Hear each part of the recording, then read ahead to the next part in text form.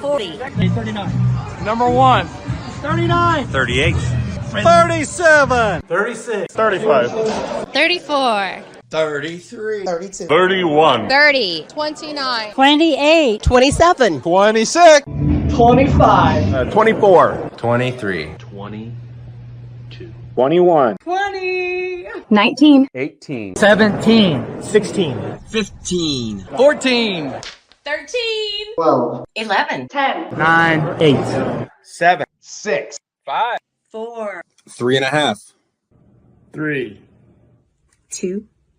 1. Hey, Rocky, you want to see me pull a show out of my hat? Nothing up my sleeve. Presto!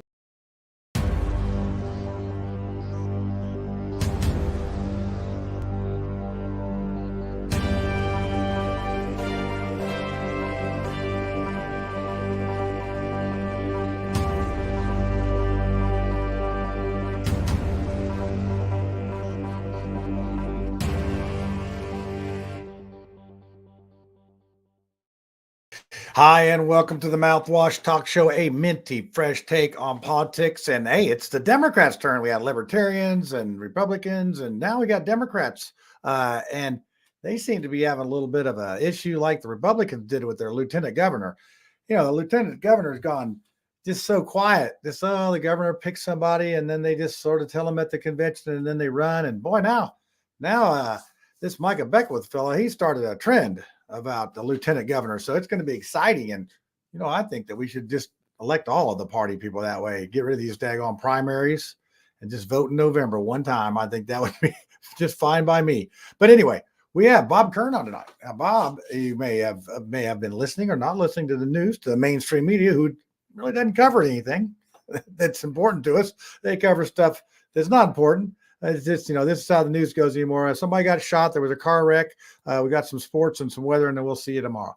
That's how they do it. But we dig down on this show. We come up with what's happening and what's exciting. And, you know, this has been interesting how the Democrats didn't learn anything from the Republicans about their lieutenant governor search. So we have Bob Kern on tonight. I invited all the others to come on. Now, actually, there was one, Tamla, that she was busy. She wanted to come on, but she could not make it tonight. But the other two, they didn't want to do it. Or they didn't even, the Jennifer McCormick pick didn't even answer back. So there you go. But we got the brave Bob Kern on tonight, and that's going to be fun. I just want to say, you know, this is a good time to talk about the fact that, hey, you know what? We respect and listen to everyone's opinion, even if we don't agree with it. So keep that in mind, because I catch a little slack from Republicans about just, hey, this is all, you know, we just want to talk about Republicans and how great we are. No, we are going to talk about everybody. We want to know what they're about. So if you caught the Cassie Jackson show, Say It Out Loud, Bob was on there. We did a recorded interview with him. We talked about a few things, but now we got the real McCoy. We got live. We got Bob Kern live here. But I got some bad news. Tiffany is stuck in the airport. Yep, her flight got delayed, and we don't have Tiffany. But we do have Lucy back after her 2 weeks away of making potions. She's come back, and she's going to be on here. And we have Brad. Brad feels really at home with another Democrat on here, so we'll see what he has to say. So I'm going to go ahead and bring on Bob Kern. Let's see here. Bob is ready to go. Bob, are you in, Bob? Are you here? I am here. All right. Hey, Bob, what happened to your glasses? You had your really cool glasses. Oh, my cool glasses. With your cool glasses on. That's, you know. Yeah. So, I can't see without them. I'm just kidding. Yeah, you can't. You're right. You can't see without them. Right. So there you go. Now it's Cool Bob. Cool Bob. That's what we got. So Bob, hey, I know, you know, a lot of people know who you are, but tell our viewers a little bit about yourself. I'm Bobby Kern, and I'm a native of Indianapolis here in Indiana. Let's see. I am a paralegal. I graduated from the School of Law in Bloomington, Indiana. I have been a paralegal for 36 years, 36 proud years. I've been a Democrat for over 40 plus years, working on campaigns, successful campaigns that I actually were managing. And I was been a delegate, state delegate. I've been precinct committeeman several times as well as state delegate.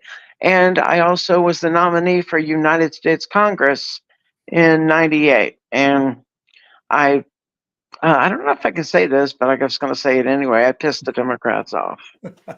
Well, you'll have that party thing there going at every once in a while. Well, when I think of a Democrat, I think of you being a Democrat I can talk to. I know you. I've actually been in meetings with you you're not afraid to go down to like Franklin Township, Belly of the Beast Republican club meeting. I've seen you there, and you're not afraid to, come over and support our art center. I think that's noble. And that's good, because I can't get even our mayor or anybody else that's elected official to come do that, but yet you do. So let's see. I was going to say, you've been a paralegal for a lot. Who is your favorite lawyer that you've ever worked for? Who would you have that? Well, am I putting you on the spot there too much? Oh, sure. Roberta Ross. No, Roberta Ross. Now, why would that be? I just think she is a great lady lawyer. She has a great heart. She believes in justice. She doesn't believe in taking. She was the chief public defender at the public defender's office during my reign at the public defender's office, and she did not believe in taking plea bargains. She believed in jury trials. Okay, yeah, I know Robin. She is a fine person. I will agree with you. It's Roberta. That she's a good egg. All right, Bob. Well, let's. I'm going to tell you what. I'm going to go ahead and bring the panel on here. Let's see. Let's switch it. Let's see. Let's bring on Brad first. Let's bring on Brad, and let's bring on Lucy. There we go. That'll make the thing nice and even. Hey, the panel's on the bottom today. We're going to switch it up. How's that? So let's start with you, Lucy. What kind of potions have you invented in the last couple of weeks? I won't say that I've invented any, but I'm going to put a plug out there. I know you won't mind. Homesteadnetwork.net. So come sign up for my free newsletter. What I'm concentrating on is helping people really install crops, food forest, things in their lawn that will feed them. So literally plant once, feed for decades. And then what do you do with, Viburnum opulus trilobum? Well, you turn it into cramp bark tincture, and it gets rid of your back spasms. So you can walk straight up and down instead of all hunched over. Send me the. I will actually bring you some. Okay, yeah, it's super simple. Yeah, we do need to have like a mouthwash night out or something. We need to have a thing. We may have to meet in Seymour. Is that halfway in between? Brad, you can come down to my house and we'll. Oh yeah, I got some friends there too. Yeah. We'll go down. Hey, we should go. We should go to the Seymour Oktoberfest. I always that's a great really Oktoberfest. So yep, I'm down. Let's just make plans we're not going to keep. I mean, we might as well go to London. Let's just go to London. Let's say, this, Yeah, they've been invaded. Yeah. My husband asked me yesterday. He said, you speak French. You've never gone to a French-speaking country. He said, do you want to go to France this next year? And I'm like, nah, it's now overrun with immigrants. He said, what about Quebec?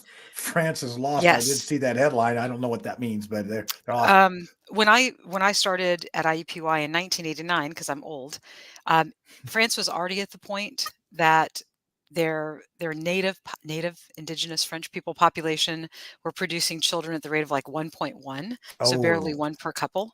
And then the Algerian immigrants, which is a whole nother thing look at Battle of Algiers and just see how France totally as a colonial power just used Algeria as like their personal bank account and natural resources theft and all those kinds of things. So, but I'm sounding like a Democrat right now, so I got to be careful. That's okay. Yeah, we got Bob Kern on here.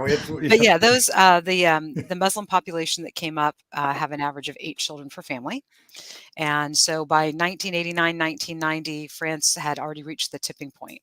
And now with all the lefties, sorry guys, with all the lefties in Europe encouraging migrants and, giving them the same kind of free food and rent benefits and giving migrants priority over tax-paying European citizens, I just won't go there. So I think what we're going to have to do is instead of having French toast, it's going to be Nigerian toast. No more French fries, Nigerian fries. Is that what I'm hearing? It's really at that point. And they're freedom fries, John. Freedom Freedom Fries. Okay, fries. that's it. Right? We're Freedom Fries. Exactly. It's like natural Yep. resources. They grow a lot And of then taters in Nigeria, I heard. Bob, where'd you go? We lost Bob. My He's just, my blood sugar dropped like down to 52, so I had to get some oh, sugar. yeah, get some sugar. All right. Well, yeah, again, I'm with you there. So Dorn then offered to take me to up to Quebec, which is beautiful in the Laurentian Mountains, and then you can go through like New Hampshire and Vermont, which sounds really intriguing because you can go on a. He had clients for his digital marketing company years ago that this retired couple would fly out to New Hampshire, Vermont, have a great time, rent a U-Haul, buy a whole bunch of antiques, and then bring them back here to Indiana, and they funded their entire lifestyle by doing that 3 or 4 times a year. wow, that's pretty Yeah. good. Hey, Brad, you got anything going on like that? You got any herbs and spices you've been cooking up? Yeah, honestly, Lucy sent me a link on Facebook about what is it? Propagating the stems. Yes, And I actually used that in a library program this past Monday. that's awesome. And we propagated basil and thyme and a couple other herbs and Oh, stuff. man. And another Simon and Garfunkel song. And Okay. yeah, and while Parsley, I was sweet, there, berry, and thyme. one of the patrons that was in the program, she was asking me about like medicinal uses and what about these, and I'm like, I know just the person that could answer all Yes. of these questions. So yeah, all right, yeah, I'm definitely gonna Here use we that. go. Well, here we go. We got John Yeah. Rust watching the show, and he's got an organ concert on Saturday, October 5th. Hey, let's do this. We got to do this Yeah. day, So John Rust, great, just a great guy on our show. Lucy, I sent him a message about chickens, and he said, "Oh, we're going to hatch some out. I'll make sure you get some." I'm like, hey, it's always good to know a guy that owns 19 million chickens. I mean, they've always got a I few to can't spare. believe he still likes us after people attacking him after him being on our show. Well, I think we're his friends. We're Yeah. his friends, and he's, It's not like usually- we encouraged them to attack him or wrote a script. No, to we make that got happen. It plenty was our of fault. attackers on here, so it's good. It is really an interesting thing we got here. So hey, let's get to Bob. I mean, Lucy, I've missed you for a couple weeks. Brad, you've been on. You're a loyal guy. That's you just like you got on at 9:00 tonight. I think a lot of folks think, oh, well, we get on and rehearse all this. We got people stuck in airports, and it just all right. Let's just roll it. It's a very organic show. It's very organic. So let's get some questions for Bob here. I mean, now do y'all know the scenario that Bob's going through? You want me to give you the recap so we can? Yeah, let's do a rundown. Okay, so the Democrats. So we had, let's go all the way back to the Republicans. So the Republicans had this lieutenant governor war going on, and as we know, Micah Beckwith, love him or hate him, he came out victorious. So the Democrats said, "Hold my beer." So there was a time between May 7th and May 31st where you could put your hat in the ring for this lieutenant governor spot. You fill out the paperwork, you turn it in, and ta-da, you have your candidates. Well, guess what? Bobby was the only one that turned his stuff in. So those Democrats, they said, hey, we're going to extend the date to July 1 because we want to see if some other people want to get in here or whatever, blah, blah, blah, blah, blah, blah, blah. And so here you go. Here you go. You got Bob standing there going, hey, I did everything I was supposed to do. And I'm a decent guy. He just heard him talk about being a 40-year Democrat. I mean, you can't get any more Democrat than Bob. So now they're going to have this convention this Saturday, and they're going to pick out some people. I think there's 3 others running now. They got into the contest, and Jennifer McCormick is not picked Bob. Is this starting to sound familiar? It's not pick Bob, but pick somebody else that maybe the party's not that real happy about. So anyway, is that pretty accurate, Bob? Well, pretty much. Okay, good. I'm glad I got your approval. So Lucy, what question might you have for Bob about this process that maybe I left out? Well, the first thing that I have to ask, Bob, is just a qualifying question that we ask each of our guests. And my question for you is taxation theft? Is taxation theft? Is taxation theft? I believe that taxation is theft. And I believe that it was set up, if I got my history correct, they did it for a temporary thing back in the day. And they seen that they were getting away with it, and they continued it. That's true. Okay, so you've passed the first test, and we don't have to go into all the different taxes because all taxes are theft. So my next question for you is Federal Reserve, given the power in any political position you might have, would you end the Federal Reserve? Oh, wow. I think that's not a question for the governor or the lieutenant governor, but I probably would.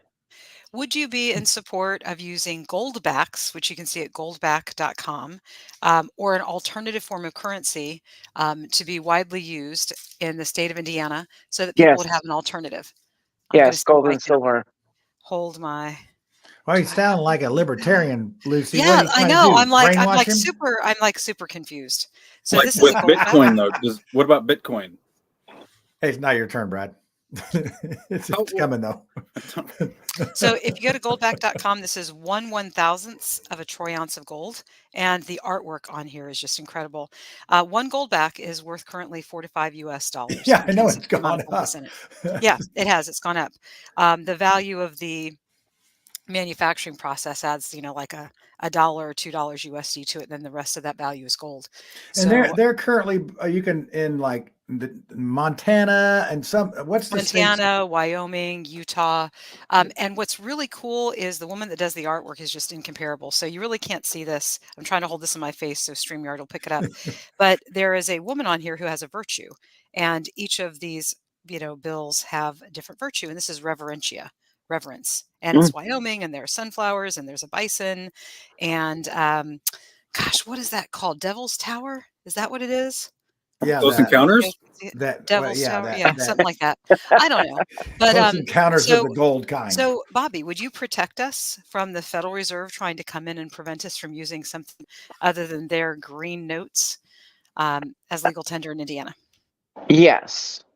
And also, I mean, it's really funny that you brought that up because of all places to think about something like this, I was in the shower and I was thinking about the same thing, um, how people in Indiana are struggling, and now they're getting taxed and more taxed and taxed, and there's no relief.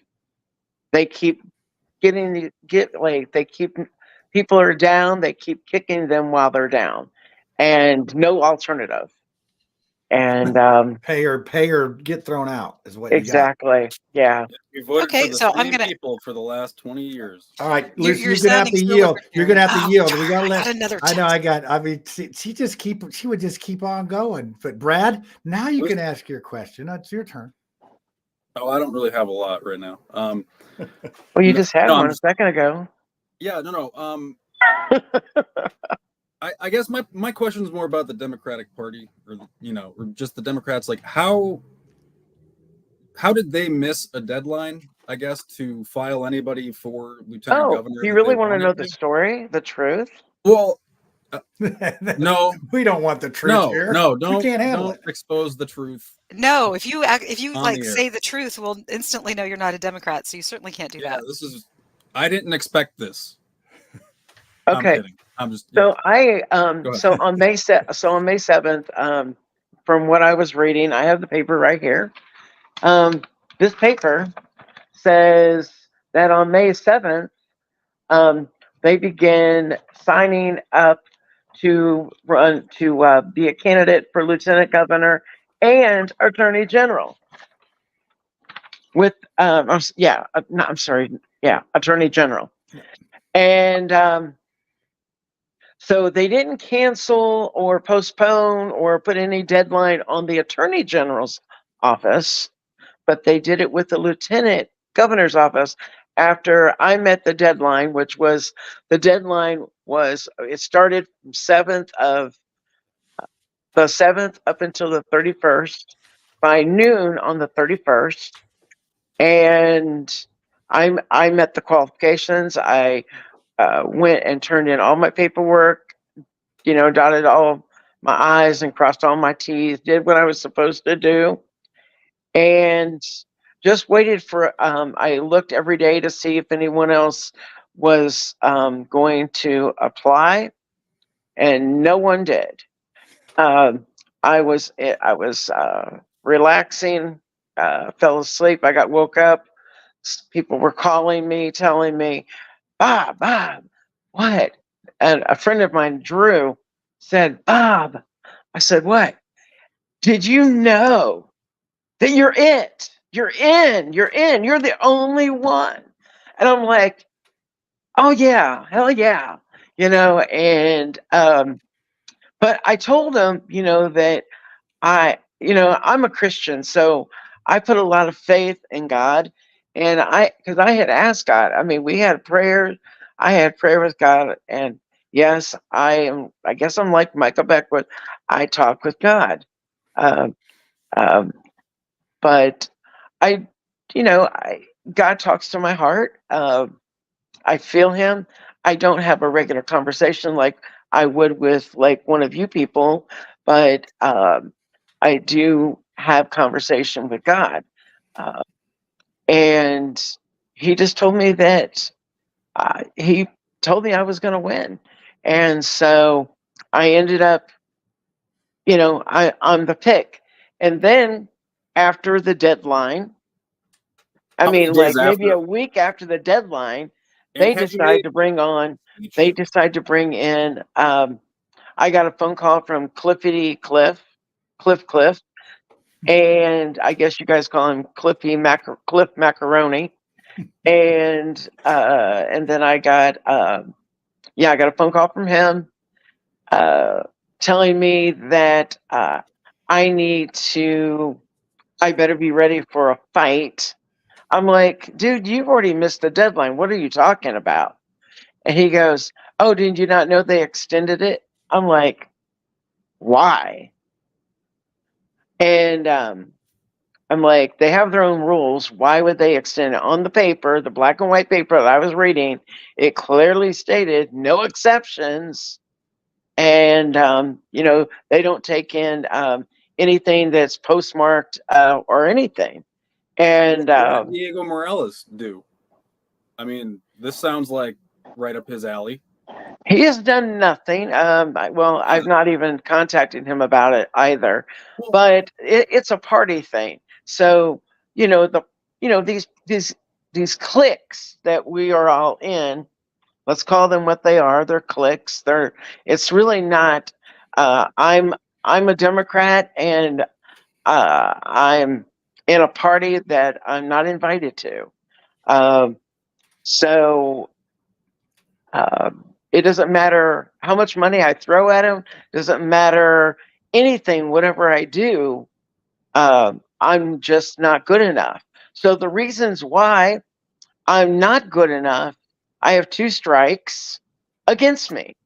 And those strikes were mentioned to me by the McCormick's team. And I'm like, what are the 2 strikes? The first strike is that I'm a gay candidate, but I'm a gay Christian candidate. And the second one is I'm not Anglo-Saxon enough. But JD Ford's gay and he's in the Senate, right? Yeah, but that doesn't mean anything. Our presidential candidate is gay. Like, what has that got to do with it? I don't know. All I know is I'm not, I'm not Anglo-Saxon enough, and then me being gay was brought up, and then also, oh, I asked, well, what about why? I'm like, why would the Democrats do this? Oh, it wasn't the Democrats that did this to you. Really? Who did this to me? It was Jennifer. Jennifer don't want you. Now, hold a second, Bob. Hey, Bob, did Jennifer ever reach out to talk to you at all? Jennifer, at one time did. I spoke with her one time about me running for governor of Indiana and me stepping aside and allowing her to run as governor. She would have nobody to run against. And I told her that I would take a back seat and I would be her lieutenant governor. And then she's like, oh, okay. And then she asked me would I endorse her. And I said I would, and I did. Okay. And So what, it's did you make fun of her hair or something? What, how did it go bad? When did it go south? I don't know why it went south, but it went south. I do know that all I know is that I was informed by the McCormick's team after uh, the deadline that I got a phone call and said, Bobby, I thought you supported Jennifer. And I'm like, yeah, I support Jennifer. Then Bobby, why can't you support her, I was like, well, we made an arrangement here and she dissed me. And also, I'm the only one that filed. And she goes, I'm like, I don't understand how he got. Well, here's what happened. I said, because I said, I don't understand why the Democrats are doing this to me. It wasn't the Democrats. I said, well, who was it? Jennifer. I said, Jennifer. Yes. Jennifer wanted Terry Gooden to run.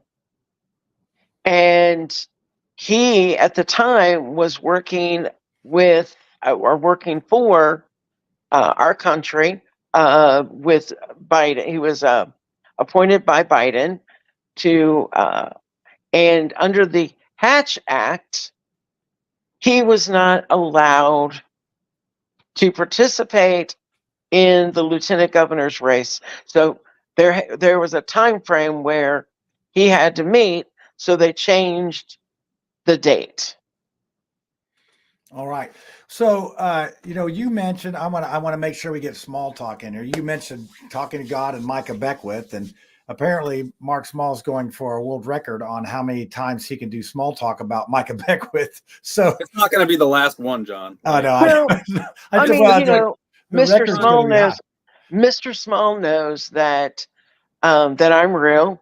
He knows that I'm not perfect. I have my demons, and I am a human being. So I am fearless, but I am also I put my pants and everything on the same way another guy does. And I do the same things that everybody else does. I screw up all the time. I'm broken just like everybody else. And I'm not, but I do believe in God. And I don't think that doesn't change my friendship between any of my friends that I know. And Mr. Small happens to be one of Mr. Small was a great lawyer. But and he's a great friend. all right. Well, let's hear what he's got to say. I don't even think he mentions you, Bob. So I guess that's okay. But yeah, I never know what I'm going to get with him. I told, hey, I got Bob Kern coming on. Let's talk about how the Democrats are messing up, and he's Micah Beckwith. I think all I heard was Micah Beckwith. So here you go. Let's listen to what he's got to say. Hi, I'm Mark Small. This is Small Talk.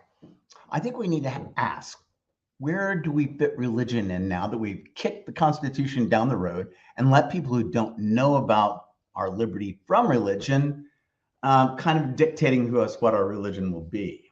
Specifically, when you've got a Micah Beckwith wanting to be in office, how are we going to allot votes?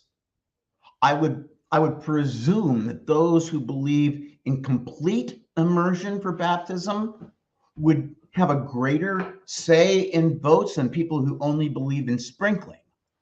Now, what about people who are from other religions? Well, they have kind of like, let's say in stock, when you have preferred stock in corporations, that normally means you don't really get to vote on anything. It's kind of blowing smoke up your butt. But what about like they're from another religion? They shouldn't be able to say anything in our government. Beckwith says they're not capable of being moral. That's what he said October 19th, 2019. Well, so what do? We have, if you're a Hindu, do you have a special type of caste for your vote? Just kidding. Well, so when we have Christianity controlling everything. When does the war start? The war. The Reformation was fought, and there was 100 years war, all sorts of stuff, because Christians' biggest danger to Christians is other Christians. They have a tendency to kill each other, especially about such deep, important things as whether you can have salvation from complete immersion only or sprinkling. That's why religion is a personal matter. The framers believed that. That's how they wrote the Constitution. Mark Small, small time. I got my Constitution right here, and I'm reading through it. I'm probably reading why we're asking questions here. But, hey, Lucy, there's Article 4. Oh, no, that's the wrong one. I'm reading about the John, taxation and all that John, stuff. how close do you think we are to getting like Bibles in schools or 10 Commandments on the walls? Well, I think in Louisiana, they're real close to it. But, Well, no, but hey, then- I got a question for you. What's wrong with the 10 Commandments? I'm just asking, do the teachers have to teach them? I don't know. No. I mean, like I think that's really important, John. Like, well, if you go to teachers just say wing it? a Catholic school or maybe a religious school or whatever, No, like a public school. a public In a school, public I school. think you should learn all things about I just mean Hindu, if it's about on the wall, Muslim, if about all those stuff. Sikh. If it's on the wall, and so then say you have a classroom full of high schoolers asking, "What is thou shalt not commit adultery?" And then teachers have to start explaining things to them that may be out and obscene to some people. Wait. Aren't you the guy that's the librarian that has books in your library that explain those sorts of things? Here we go, Bobby. Listen, yeah, so I know what brings the pitchforks and the torches. You do. Okay. And if you were That is smart, what is you'd be gonna- outside selling them. Yeah, So that give if them people a came up to the riot, copy you'd drop of the it. 10 Wow. Commandments. Give them a copy of the 10 I'm Commandments. not and saying they'll go anything wrong against the 10 Commandments. I'm saying that it will be taught in a way that is not what the people who want it in the schools. Oh, I'm sure it won't be done will have, right. you know? All this stuff we have, they're great systems. Tell you, add people. You can sit here and you can have the greatest constitution in the whole world of the history. And when you add people to it, they find a way to get around it, to screw it over, to cheat, to do all that stuff. So I don't know what, the answer is we could teach all the morality that we want, but whose brand of morality? I think we just, I'm going to take a page out of Lucy's books here. Freedom. Hey, if it's not hurting somebody else, then you ought to be able to do it. Is that right? That's the thing. It's forcing, or not forcing, but it is putting the idea into every classroom. And I think somebody said 10 Commandments on the walls or pride flags on the walls. Like, if you endorse the 10 Commandments, I don't think you should be able to have the 10 Commandments in your classroom if you endorse it. I don't see how that is anything different than having a pride flag. I feel like that should be equally allowed. So, let's take the library, for instance. They have these drag queen story times. Or 10 Commandments, or, other things. I don't know. What drag queen story time? That's a very niche market, I feel like. Yeah, and I think it's. And I don't know that every town that has one is geared for it in their communities. Usually with library programming, it's very, you listen to your community for what you do what you can. Okay, so is that something that Monroe, Alexandria Monroe Library entertains, or has it come up in a meeting, or is it anything? Oh no, never. But but we have books for LGBT teens and stuff, and it's in available. The sections it's supposed to be in, and that's we had a pride display, but we also have spring displays, Christmas summer trees. displays, You put a Christmas July. Christmas tree? Did you do any Christmas tree or Hanukkah or anything like that? Well, no, Christmas tree, that's just offensive to pumpkins, and you can't. You can't do that to the pumpkin people. So you got to tread lightly on that. Okay, I got you. Yeah, So let's get back to the Bobby thing. We got down the weeds there a little bit. Thanks, Bob, or whoever did that. Oh, I think it was Mark Small that did it. But so Anybody got any questions for Bob in the chat here? I'm looking at it, I'm watching it, trying to monitor it or anything. But Lucy, let's go back to you on the thing. Oh, I think I already asked my question. Go ahead, Lucy. Oh, well, I was just, back to the taxes thing and things that a lieutenant governor might be able to do. The libertarian candidate, Don Rainwater, is of property taxes. When you think about it, most people get a 30-year mortgage. And then even after they pay their mortgage off, assuming they live in the same house and everything, Don had a great post today, Donald Rainwater did, that explained how economic development companies, economic development organizations are given money with tax increment financing. So all of this is value that is taken away from taxpayers and handed to a group of crony capitalists. And then those people endeavor to put in, commercial and, all this structure that the community didn't ask for, because if the community asked for it, the community would build it themselves, right? So now the value of the property goes up, which means the taxes go up. So here these companies come in, they get the tax increment financing, they're able to build all of this. And because it's tax increment financing, the TIF districts, the homeowners end up paying, more for their property taxes. So now fast forward, you've lived there for 30 years. This cycle has happened many times. Your house is paid off, but what do you still get? You still get a property tax bill. And if it's just 1%, then that means in 30 years, you paid another 30% of your property's value at an ever increasing margin because the property values go up. So in a very real sense, every 30 to 40 years, people are likely paying the entire value or more of what they bought their property for. So would you support some sort of initiative to eliminate property taxes altogether in the state of Indiana? That is a very great idea. I, there would be something along that line where you pay a certain amount, percentage for a certain amount of time. And then after like 5 years, 7 years, even though, we've been doing this over and over, that finally we get to own our home. But we really don't own anything, and that's the issue. So you will And own nothing and you will be happy. Are you against no, this? no, we no, pay that's for not it what I'm twice. saying. Once No, in I'm the saying spring, that once in the fall. as the way it is now, we supposedly we're property owners. No, Right. we're not property No, owners. we are not. We don't own a damn thing. So are you We don't in own a damn thing. opposition? So I'm for You are that. sounding so freaking libertarian. It's blowing my mind. So He said he was a third of that. So well, my question kind of relates to that. Is there is a global effort at multiple levels of government and quasi-government agencies to remove ownership and to make it more difficult to own. That's why when BlackRock, buys a tranche of mortgages, or they buy a whole bunch of rental properties and they take those properties away from people that would be, actual homeowners and primary occupants of those properties, the average homeowner is looking at, 7 to 8% if they go get a mortgage. But BlackRock gets that money at 0.5%.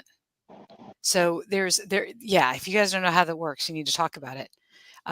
So the question becomes, what do we do? I mean, is there some sort of I'm absolutely firmly in favor of civil disobedience that's nonviolent. What can we do? I think we need to have a tea party again, but property tax party. Yes. One of the things about the property tax, you talked about tax increment financing. If that's that increment of the tax that's raised by this said investment, usually it's an infrastructure thing. We're going to build this road, and then when you have benefit from this road, it goes to your thing. But they've used these for businesses, for other projects. That's what's going to make it tough for property taxes and referendums. I mean, are we talking about referendums? They're based on property tax. So it's going to be very tough to put this cooked spaghetti back in the box, because government is drunk on spending. And I think the key to this is to be more efficient in our government and cut some of this spending that they're doing. But hey, nobody ever wants to talk about that. They just want to say, hey, how can we cut the taxes? But you can't do that, because our government has these has a spending problem. Let's put it this way: they got a credit card that's maxed out right now, and they don't seem to care about fixing that.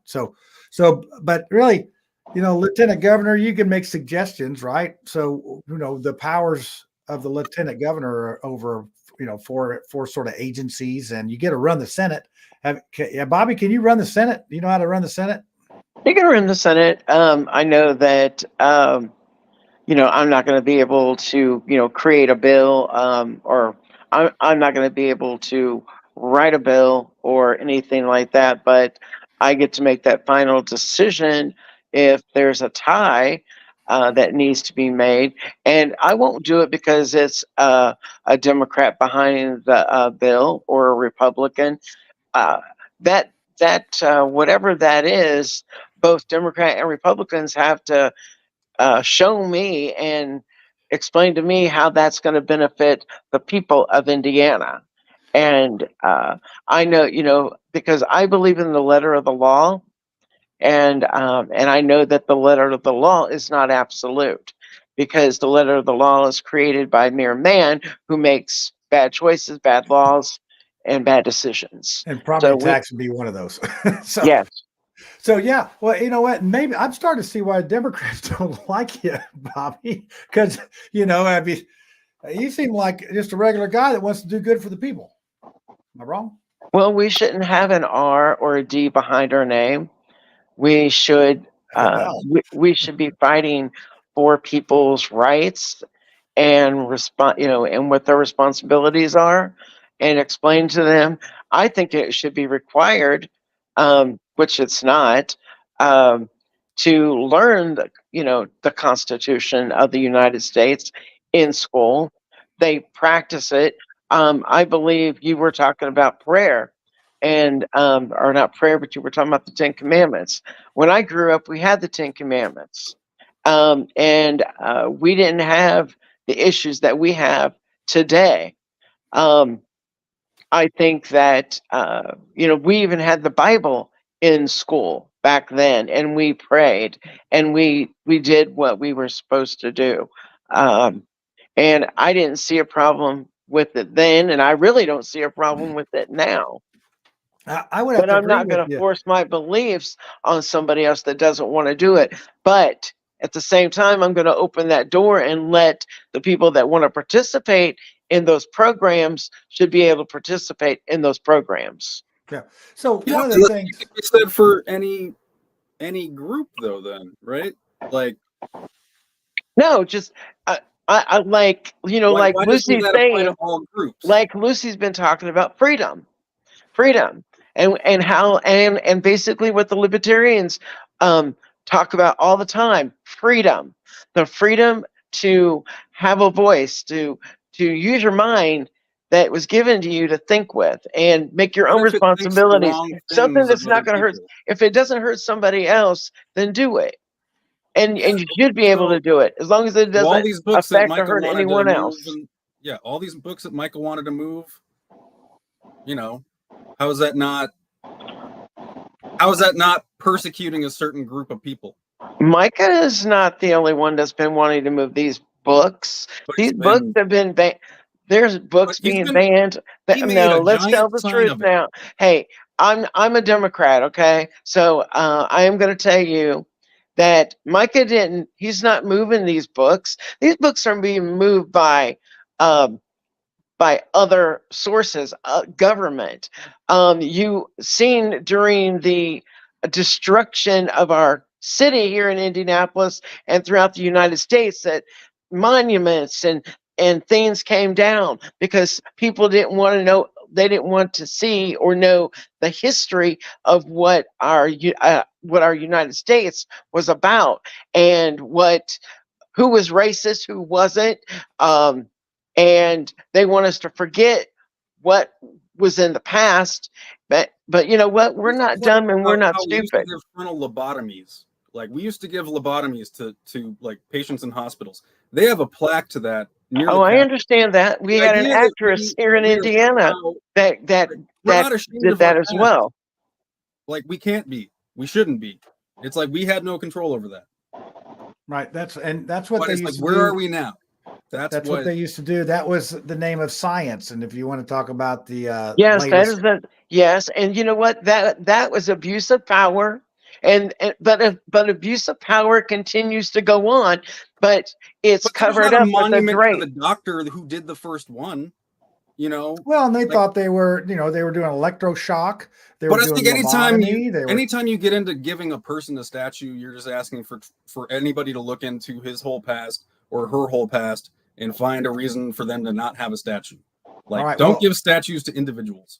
Let's talk about this. Let's get our audience in here. I asked them to do questions, and here's one: thoughts on J.D. Ford. He wasn't happy with good. Is it Goodwin or is it? Is it Gooden? Googin. Yeah, Gooden. No W in there. Just Gooden. Right. Gooden pudding. So what's your thoughts on this, and what kind of uproar did that cause in the party? Because I think I recall hearing a little bit of an uproar about this selection. You really want to know what I think about him? I think that's why we got you on the show, Bobby. I think he is a Micah Beckwith on steroids. Wow, that makes Brad feel comfortable. I just don't know what that means. What's that mean, means Bob? that he's a conservative. He is, I believe he's a conservative. I believe he has no morals. He has no backbone. He has no backbone whatsoever. He treads in the water. 13 years. It took him 13 years to get here, and it took him to run for lieutenant governor to decide that he made a mistake 13 years ago by saying that where, like, we've come so far with abortion and same-sex marriage and all of this, and yet today he finally came forward and said that he was wrong and apologized on a campaign tour of apologies, only because he wants to be the lieutenant governor. What happened 2, 5, 10 years ago, or even the day after that he violated women's rights? He's supposed to be there protecting the women and protecting the citizens that he's supposed to be. The Democrats talk about being inclusive and being the party that is for family, but where are they? We don't need somebody to talk smack and then deliver nothing, or we need somebody that's going to give us a verb, some action.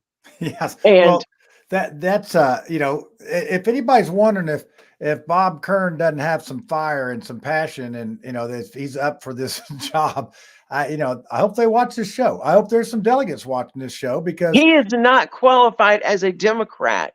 He is too conservative. He is not on the same page with the voters of Indiana. He needs to get in the driving lane of the Democratic Party, and he's not there. Yeah, hey, I think you echoed that sentiment from several of my Democrat friends that I know as well, about their disappointment in this pick, in this selection. But hey, you know what? It's a John. For whatever they vote, because there's pressure. I mean, obviously there's pressure. They pressured you, Bob, to not run, right? Right. I mean, I have been bribed, not on this campaign, but I have been bribed. I mean, this is the second time that I've been called. Did you take the bribe though? No, I didn't take the bribe. This is the second time that I've been called that I'm not Anglo-Saxon enough. And how does that not end in a lawsuit, though? Pardon? Like, how? Hey, Brad, they never put it in writing. It's in the writing. It's in the pudding. I mean, they came out. I can tell you who said it. Because it was in writing in the Indianapolis Monthly. Oh, and in the Indianapolis Star News, that Lee Hamilton, Evan Bayh, Frank O'Bannon came out and told me to get off the ballot, that I was not Anglo-Saxon enough.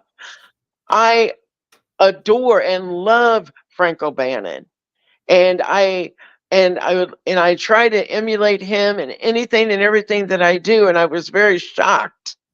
But he was told what to do. And Kern, that that he was a great lieutenant governor, and he was a great governor because when he had to take the place of Frank O'Bannon, the late Frank O'Bannon. But this racist Lee Hamilton and Evan Bayh, no, I'm sorry. I am who I am. I was made who I am. I'm brown skinned. I'm not white. I understand that. But you know what? The skin color has nothing to do with my brain and how I think and how I love people and how I will serve people to the best of my ability. Well, there you go. There you go. Well, we're going to do one more round of questions here, Lucy. I either your connection's bad or you got a question, one of the two.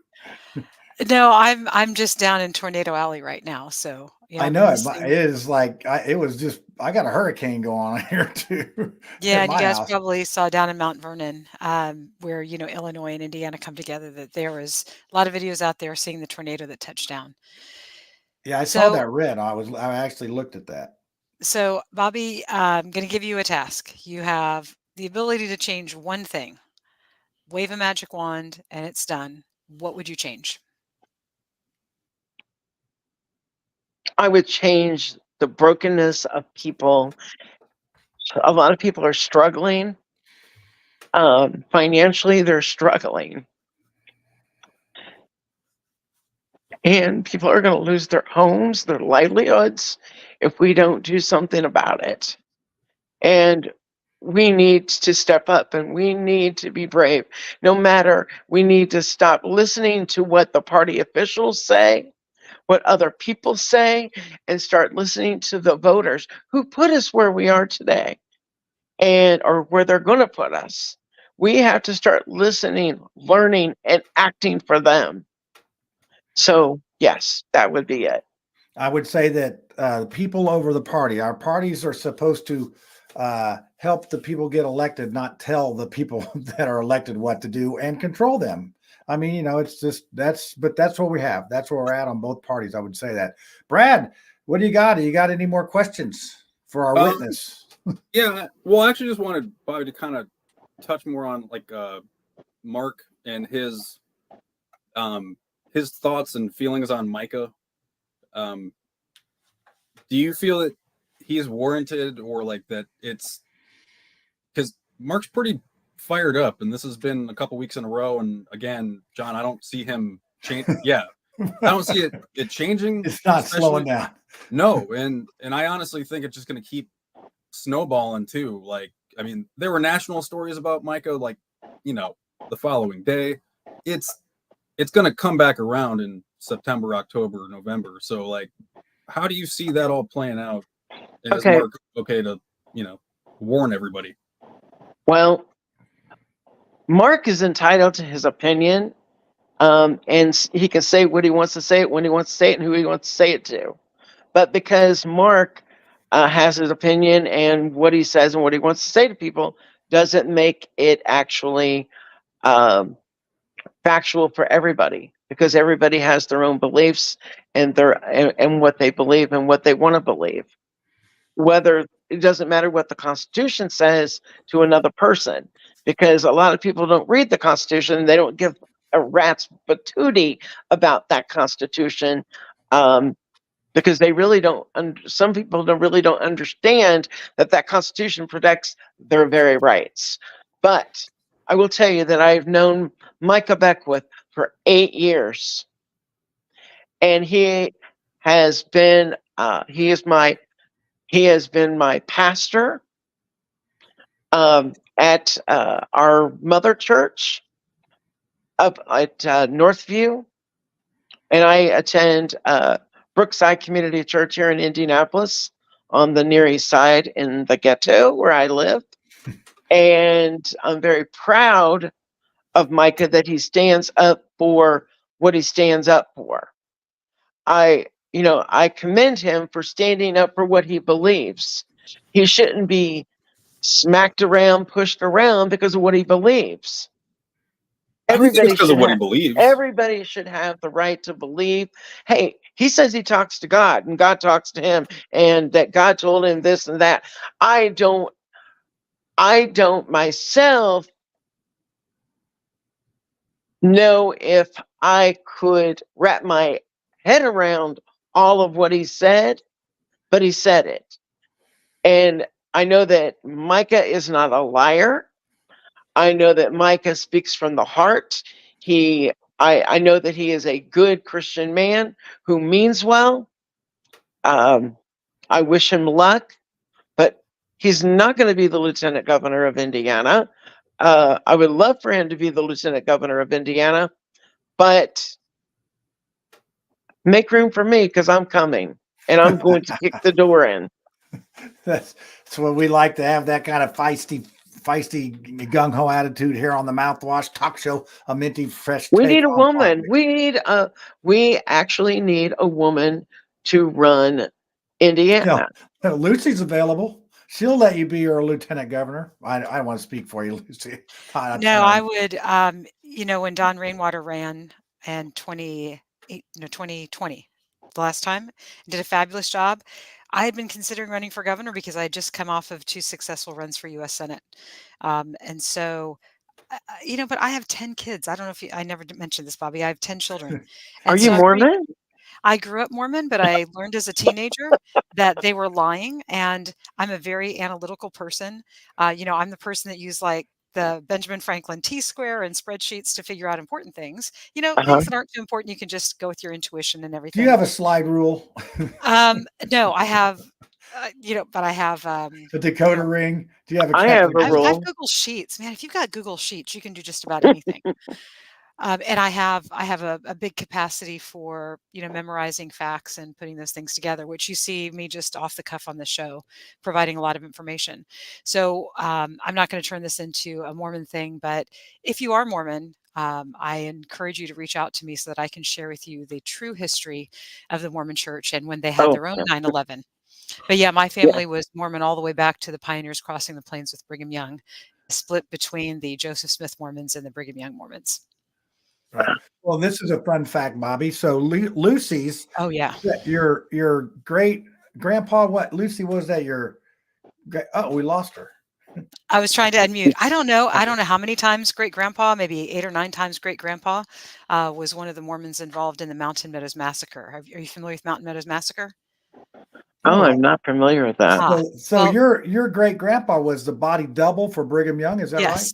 Yeah, my great grandpa Lemuel Mallory was the body double for. That was in 1857. Was this massacre? It was a rich Missouri and Arkansas wagon train that were headed to California, and they were going through Utah, and they got shanghaied by these Indians that were actually Mormons. Mormons dressed as Indians. And Bob, you know what you'll find very interesting is my wife is a survivor of one of the kids in that thing. So this is very unusual that Lucy has heritage on the other side, and then Lisa's great grandmother was Mary Baker, who was like I think 6 at the time, and she was one of the most interviewed survivors of that. But they killed 121 adults, and there was about 17 or 20 or 29 kids that were that were before the age of reason, which is I think 8 years old. 8 years old. If they had attained 8 years old, they were killed. So any 8-year-old teenagers were killed by the Mormons who were dressed as Indian savages so that they could blame it on the Indians. Yeah, and they gave them the old wave the white flag, well, surrender and turn in your weapons, and then they shot them. So it was really, and they didn't admit it for a lot of years. So that is an interesting fact that is one of those small worlds because there's a whole lot pretty of annoying at that age, though, just to say it. Well, Mary, let's put it this way, Martha Baker. Oh, thank you guys. That was great. Yeah, did your mother have any children that lived? That's good. Brad, I hope your White Sox tank for that comment. Oh, they already did. They blew it yesterday in extra innings. They lost in extra innings? Yeah. Seriously, John, there's no shortage of woes for the White Sox. I do want to say that as lieutenant governor, because the lieutenant governor can speak about this because it's part of his duties, but working with farmers and all that.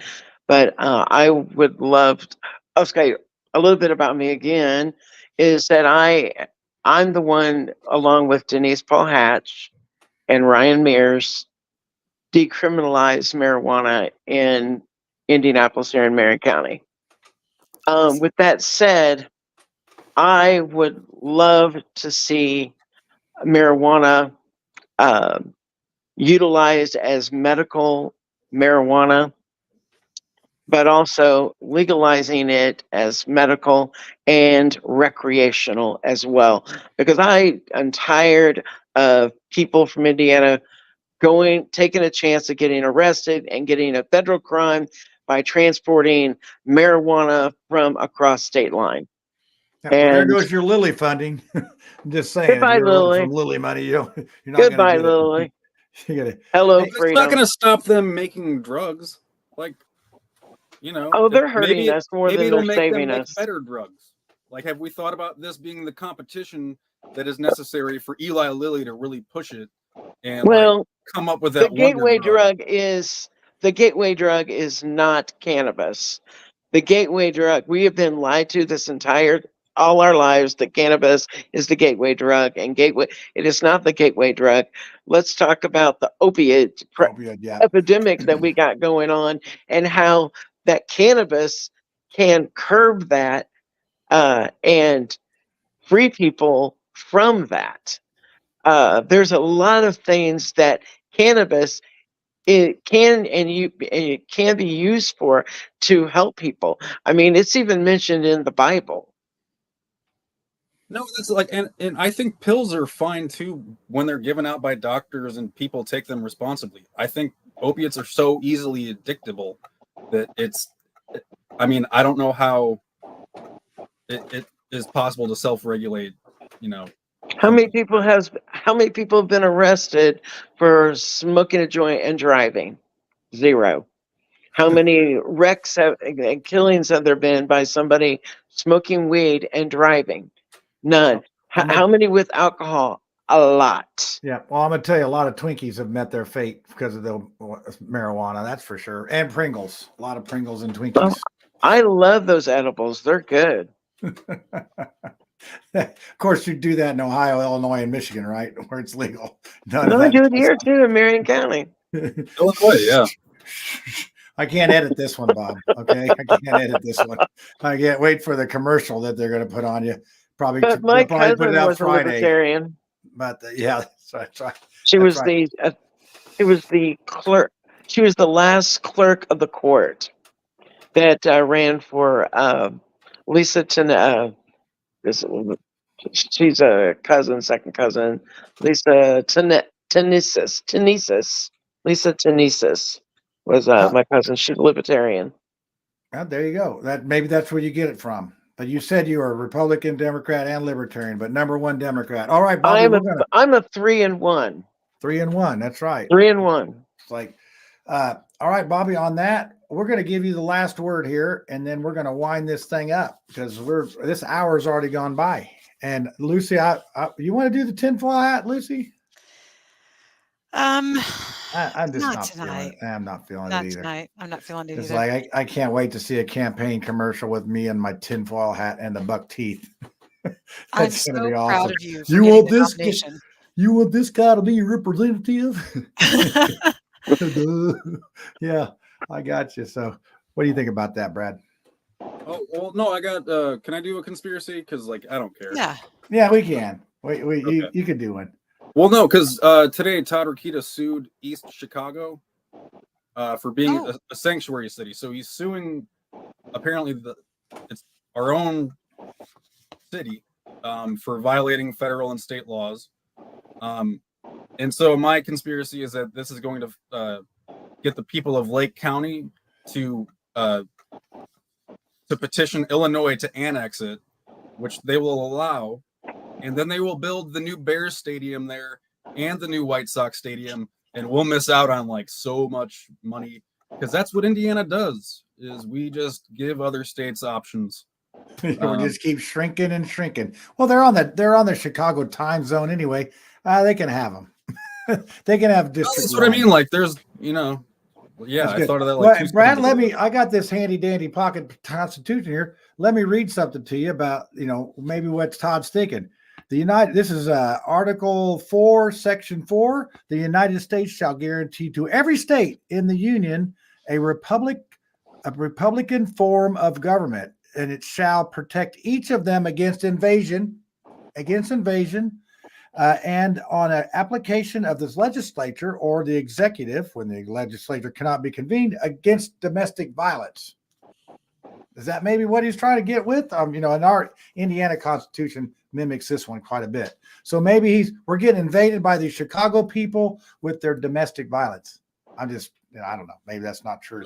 This made a bunch of Chicago people mad at me. I mean, Chicago knows violence. Like, they don't shy away from it when we talk about it. Like, yeah, I feel like we embrace it.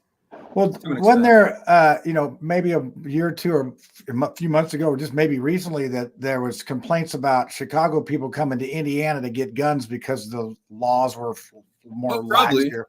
And fireworks, apparently. Oh, wow. Fireworks. Good Lord. We always please. have, like, this is just a public service announcement for everyone out there. The 4th of July was last week. Okay. It's not going on anymore. The only thing that's saving me tonight from you hearing it on here is it's raining. Because it's every night here. It's like, bah, bah, bah, bah, bah. It's just every night. It's slowing down a little bit, but it's every night. It's like, hey, I'm celebrating. So it's fun. Lucy, did you see any fireworks where you live? No. Yeah, see, I need to move seriously? there. Well, she lives in the middle of nowhere. I wasn't too interested. We've got new neighbors across the street, and the neighbors for the last few years had been big spenders. So, like, literally don't even have to go down to New Albany, which is about 30 miles away, to see any fireworks. So since those neighbors moved, and I'm not going to buy them. Peace and quiet. Bobby, you live in the ghetto too. You had I do. It was like Nam over there, wasn't it? It's like, I don't know if it's gunfire, if it's fireworks, but we got it going on all the time over here. I heard a theory. Yeah, this is what I live in a very patriotic town, I want to say. Like, I can't believe this stuff about no fireworks in places. Yeah, well, I remember when they used to be illegal. When they used to be, you couldn't even. How's that American? Jeez. Well, hey, we changed the law here in Indiana. But that's how it goes. That's how it goes. All right. Well, hey, folks, this has been another fine edition, episode number 180. Wow, that's over 3-something years, isn't it? 50. 3.5 years we're getting on. It's funny how that goes. But we got some good viewers. Our audience is built up here. Like and share this with other people. And now that I'm running for the federal office, that's going to open us up to some federal stuff. So we'll have some talks about that. Lucy, I know you can't wait to do that and all that. So maybe I'll get, what's the guy up there? Rudy Yakum. Maybe I'll get Rudy Yakum to come on. He's got some issues with getting funding from the federal government back to his town, back to his district, and then the city's not doing anything. Let me see. Does anybody else around here have those kind of issues? Rudy's the 2nd congressional district. Is that correct? Yeah. That'd be like. Yeah, I ran there. So, yeah. Did you run there? I ran, yes. I came in 2nd place. Well, that's about, that's like runner up for the. Yeah, runner up. Nobody ever remembers that part of it. So. Dewey. What about Dewey? Dewey, Cheatham and Howe. That's a law firm. Dewey defeats Truman. That's the only guy I can think of, though. So. The guy that's. Well, let's see. Let's see. Nixon ran against McGovern. I remember that one. Kennedy. Yeah. And Nixon ran. He lost about. Yeah, Nixon lost to Kennedy, and all that. What a bunch of losers. Yeah, no, you got to lose a bunch of races before you win, right? That's what they keep. Exactly. Like you just keep doing it, though. Look at Lincoln.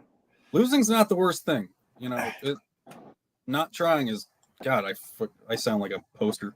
A loser is a person who gives up. Okay, yeah. And Bob, you cannot be accused of being given up. So, all right. Well, hey, everybody, that's going to do it for the show tonight. Let's go ahead and wind this thing up here. And maybe Tiffany will get stuck out of the airport. Maybe the hurricane got her. I don't know. Maybe it did. It was a pleasure with all you guys, and especially talking to Lucy here and my fellow Democrat here. Yeah, your fellow libertarian and Democrat and Republican, Yes. really. So we have all of them covered here. So, Well, Bobby, I hope this lets some people get to know what you're about, and they can show your passion. And I think you'd be a fine lieutenant governor. So if you're a Democrat delegate out there, shape up, get the guy that did all the stuff he's supposed to do, follows the rules and all that good stuff, and put him in there. Let him go. It's like, put me in, coach. So there you go. All right, everybody say bye because I'm pushing the button. Bye. Oh, yeah, Bobby, stay on after this. I forgot to tell you. Now say bye. Bye. Bye-bye.